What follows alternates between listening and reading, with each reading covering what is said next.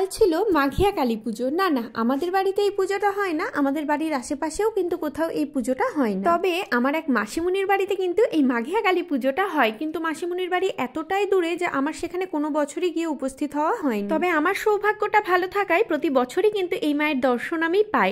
মানে আমার বাড়ি থেকে প্রায় 1 ঘন্টা দূরে একটা ক্লাব থেকে কিন্তু এই পুজোটা করা হয়, আর আমি আর বাবা কিন্তু সেখানে প্রতি বছর উপস্থিত। তবে এই বছর আর ভাগ্য সাথ দিল না, বাবার কাজ পড়ে যায়, বাবা তো বাইরে চলে গেছে, আর আমার পক্ষে তো ঠাম্মাকে ছেড়ে গিয়ে ভোগ আনতে যাওয়া একদমই সম্ভব। যদিও এবছর মনকে আগে থেকে একটু মানিয়ে নিয়েছিলাম, তবে বিকেল গড়াতে না গড়াতেই মন যেন একদম শুনতে চাইছে না। মনে হচ্ছে ইস, একটু যদি মায়ের সেই আতপ চালের মিষ্টি মিষ্টি ভোগটা মুখে দিতে পারতাম, নাই যেতে পারি, কেউ যদি একটু এনে দিত। তখনই হঠাৎ করে মাথায় এলো মাসিমনির বাড়ির পুজোর কথা।